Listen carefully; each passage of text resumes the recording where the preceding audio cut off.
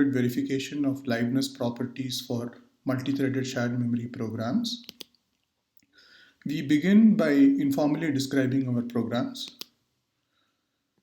Our programs have multiple threads which interact via a shared global memory. Such programs are ubiquitous. Let us consider a sample execution of such a program. Initially, the first thread executes, and then at some point it is interrupted by the scheduler, which non-deterministically chooses to run some other thread, in this case the second thread. The second thread, while executing, dynamically spawns two new threads and then is switched out. Again, non-deterministically, the third thread is chosen, and then finally the control returns to the first thread. Such non-deterministic scheduling leads to varied behavior of such programs, making bugs hard to detect and reproduce. Since we are interested in verifying properties of such programs, we want to know what is decidable. Unfortunately, most things are not decidable. In particular, most things are undecidable even when the shared state is Boolean. Reachability is undecidable even for just two recursive threads, and liveness is highly undecidable. Thus, this requires that we place some kind of restriction in order to get decidability. In our case, this restriction is context boundedness. K context bounded analysis means that we only consider runs in which any thread is swapped in at most k times. This analysis has been conducted in the 2000s. In particular, a result of Atiq, Bojani and Kadir shows that safety verification is in 2x space. So what about liveness verification? Two canonical problems for liveness are non-termination and fair non-termination. And in this paper, we show that K context bounded non-termination is 2x space complete, while K context bounded fair non-termination is decidable but Petrinet reachability hard. Let us consider a concrete example. Here is a program where there is a shared global variable x which is initialized to 0. It also initially spawns two threads A and out.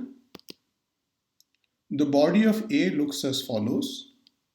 If x is set to 0, then A spawns a new instance of itself and a new instance of B. Then it can non-deterministically choose to call itself.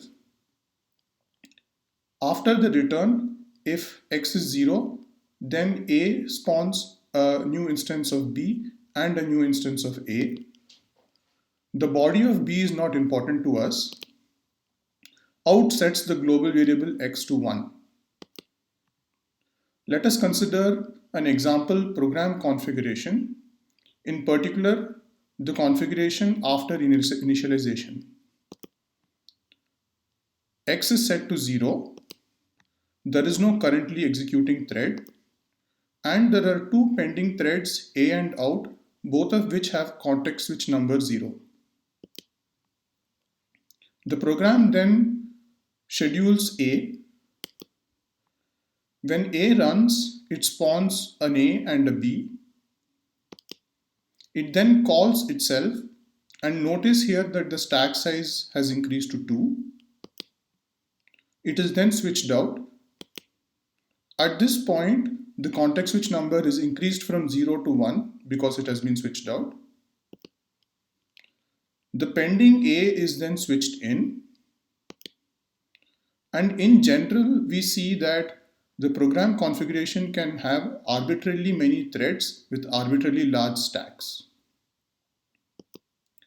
We now discuss the non-termination problem in the context of this particular example. Given such a program and a bound K, the non-termination problem asks, is there a K-bounded non-terminating run? And in this example, the answer is yes. In fact, any sequence of executions which schedules only A's and B's, will be non-terminating. However, notice that if out is scheduled, then it sets the global variable x to 1, in which case there are no more new spawns and the program must terminate. Similarly, we have the notion of fairness. A fair run is one in which every pending thread is eventually scheduled. In this example, this means that out must be eventually scheduled. The fair non-termination problem asks, given a program and a bound k, is there a k-bounded fair non-terminating run? And in this example, there is no k-bounded fair non-terminating run for any k, and this is because in any fair run, out must be scheduled, and once it is scheduled, it sets x to 1, there can be no more spawns, and the program terminates. The outline of the rest of the talk is as follows. First, we describe our result for k-bounded non-termination, which is in 2x space. This follows from existing techniques. Then we discuss why these existing techniques do not apply to the case of fair non-termination. We discuss what the obstacle is and give a proof outline. Now we begin our discussion of k-bounded non-termination. Here is a language theoretic approach to the problem. Here is a global run of a program where every thread is allowed to make at most 2 context switches. The program starts with the first thread, which spawns a number of blue and red threads. It is then interrupted at global state G1 and switched out, and one of its spawns takes over. Control is then passed back and forth till the first thread finally terminates. At this point, the second and third thread are still pending, and so are a number of new spawns. Next, we define the notion of the language of a thread. Consider the first thread in our example. It goes through a sequence of global state changes while producing a sequence of spawns. The type of this thread is the sequence of global states, while the spawn word of the thread is the sequence of spawns that it produces. The language of the thread is the set of all spawn words that it can produce from all its possible executions, and this is a context-free language. Now we use an abstraction to simplify the picture that we saw previously. In the case of non-termination, this property is preserved under losing spawns. This means that we can lose spawns in this manner and non-termination is preserved. But this also means that the spawn word can now be assumed to be a regular language, and this follows from a theorem of Haynes. Thus, it suffices to consider a regular over approximation of a program while considering non-termination, and we show that a regular program can be simulated using a vector addition system with states, also known as PetriNet. Let us look at a configuration of such a regular program. It consists of a global state. The state of the executing thread must be one of finitely many states.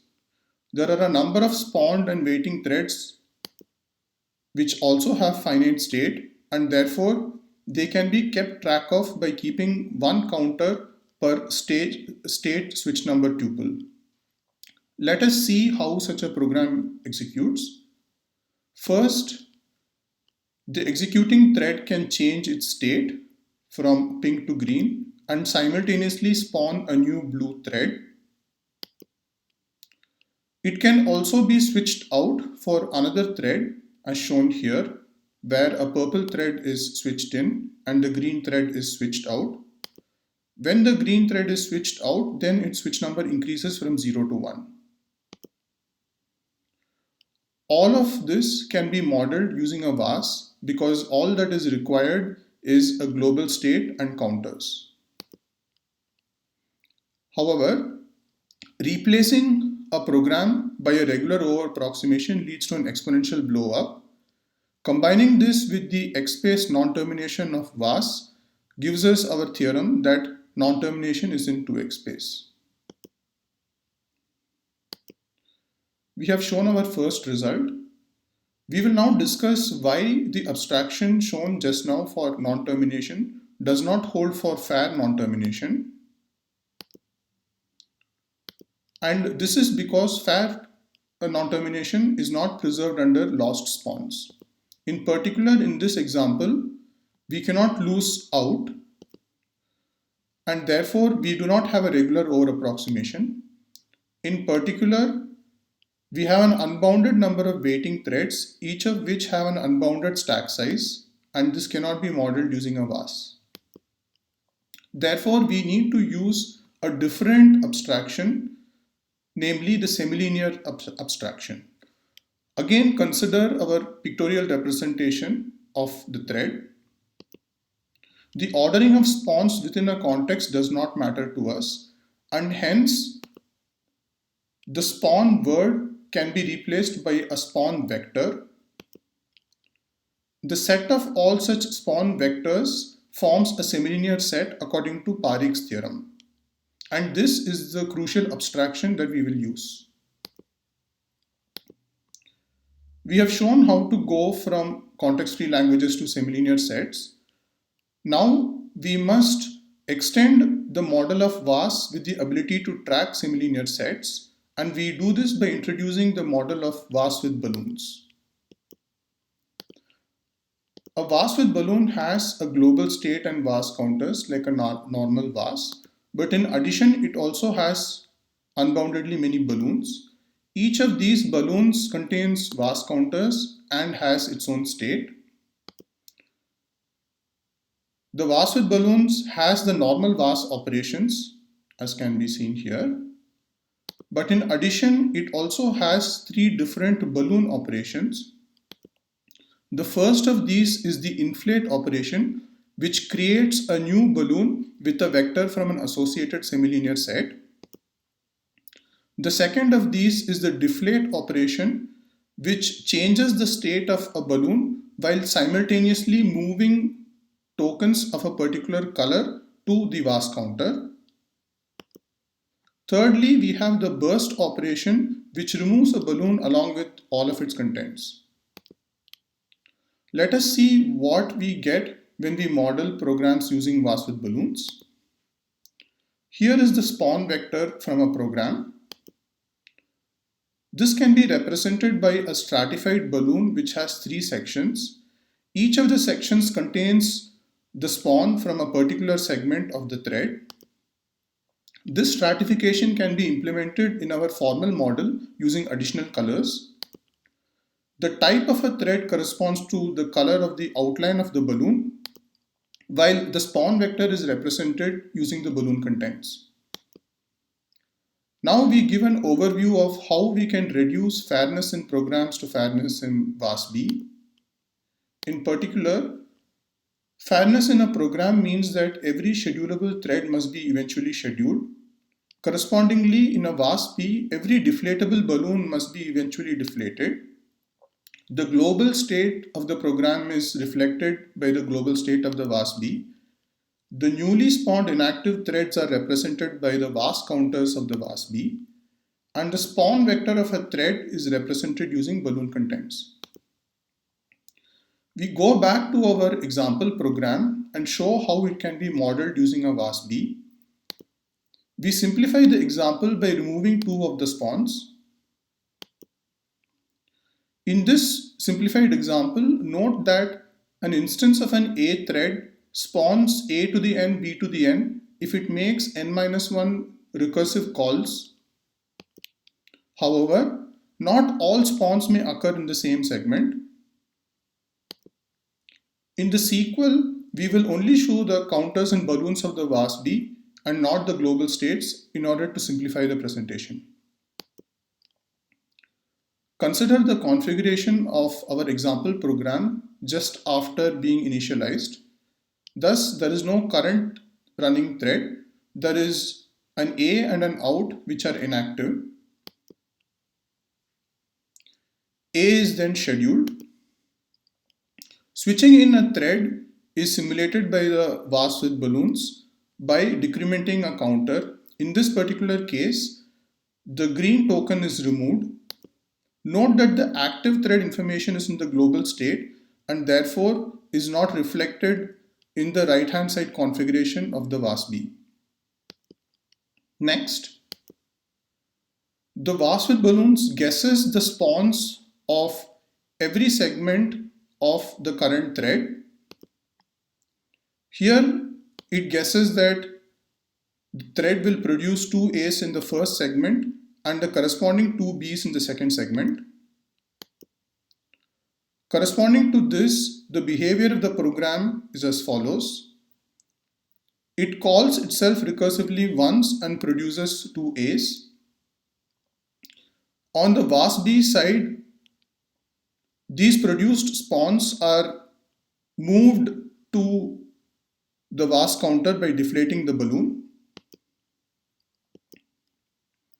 Next, on the program side, the current thread is switched out and one of the pending A's is switched in.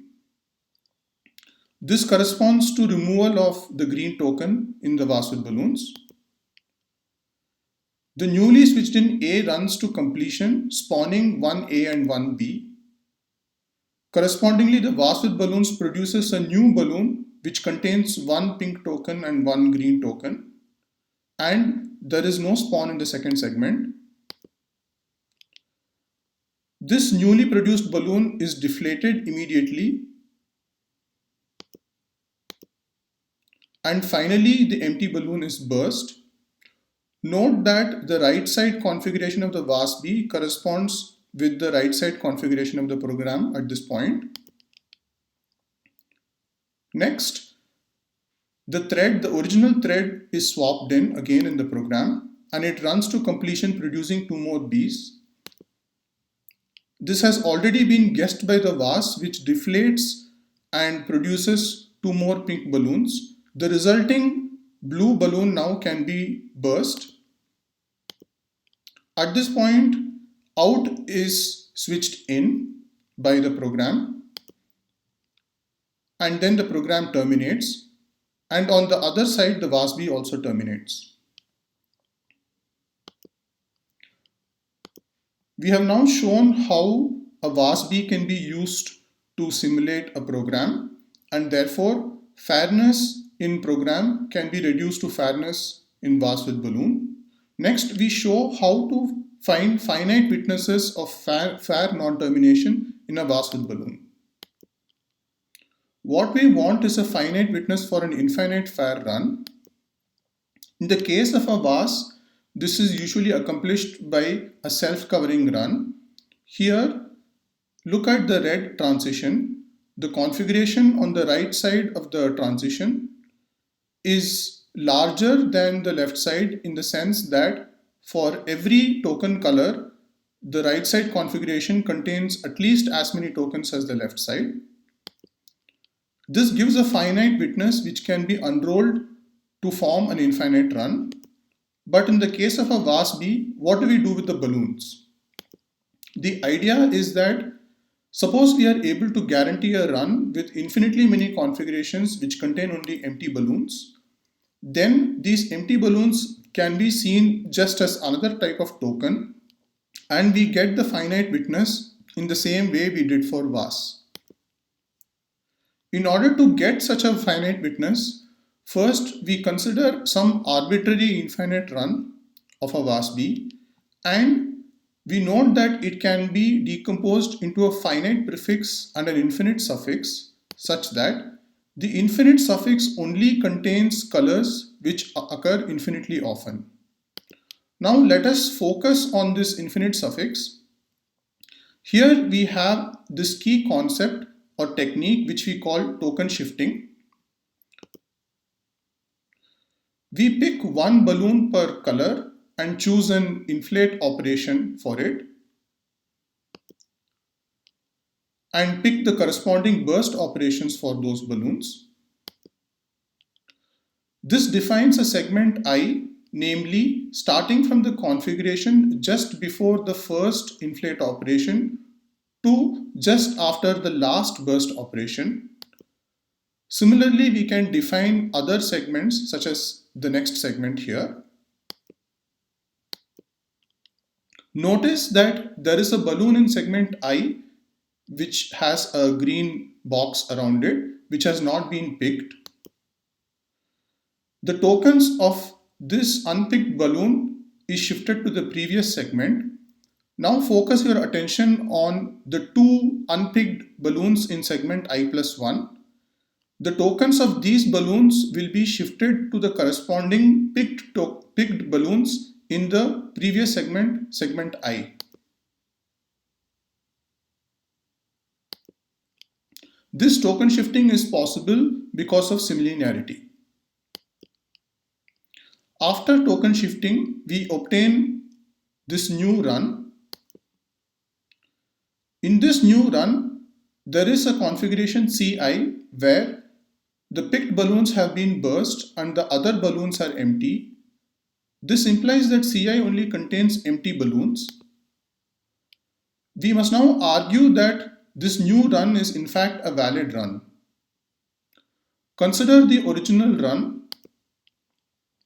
The tokens which were deflated by balloons in segment I plus 1 by the unpicked balloons are already deflated in segment I in the new run. This implies that for every configuration in the original run, the corresponding configuration in the new run is a cover of it. And therefore, by monotonicity of VAS, this means that any operation enabled in the original run is also enabled in the corresponding point in the new run. Note that the balloon operations always remain enabled. After token shifting, we get a run where there are infinitely many configurations which contain only empty balloons. Now, there are two configurations such that one is the cover of the other. In fact, by well-quasi ordering theory, we know that there is an infinite ascending chain of such configurations. Since the original run was fair, we know that there exists configurations Ci and Cj which we can pick such that the fairness conditions are satisfied between Ci and Cj. And now together this gives us a finite witness, and the search for this finite witness easily reduces to reachability in VAS-B. We have now shown how to reduce fairness in VAS-B to reachability in VAS-B. And finally, now we show how to reduce reachability in VAS-B to reachability in VAS. What we would like is to show that for any finite run between two configurations in a VAS-B, there exists a run between the same two configurations which contains only a bounded number of non-empty balloons. Consider the argument that we used in an infinite run where we decomposed it into a finite prefix and infinite suffix. Unfortunately, in this decomposition, the finite prefix is arbitrarily large.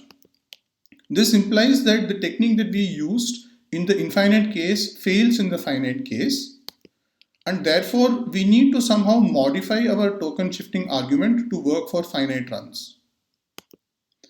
Note that the VAS-B from programs have a special structure and are easier to deal with.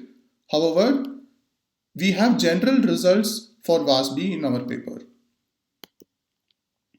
In order to do token shifting in a finite run, we introduce the concept of similar balloons. Consider a finite run. Here are two balloons B1 and B2 inflated with the same color.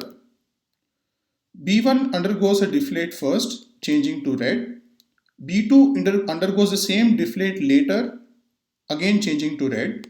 In fact, all future deflates of B1 and B2 follow the same pattern, both of them being the same, with B1 occurring first and then B2. Finally, they get burst. In such a setting, we say that B1 and B2 are similar.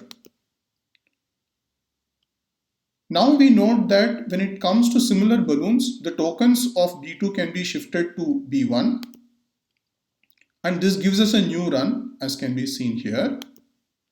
B2 is empty in this new run. The new run is valid by monotonicity as before. However, a combinatorial argument is needed to guarantee the existence of similar balloons in order for us to perform this new kind of token shifting. And the similar balloons are guaranteed if the total number of balloons in the run is above a certain threshold. This threshold only depends on the VAS B and not on the run in question. And the token shifting gives us a run with a bounded number of non-empty balloons, which can be easily simulated using a VAS. This completes our proof of the second result in the paper. The paper also contains the result that K-bounded fair non-starvation is decidable. A fair run is non-starving if every pending thread runs to completion. It also contains more details of the combinatorial arguments. To conclude, we have shown that K-bounded non-termination is 2x space complete. K-bounded fair non-termination is decidable. So is fair starvation. Finally, we have introduced a new model which is called VAS with balloons, which is a decidable extension of VAS.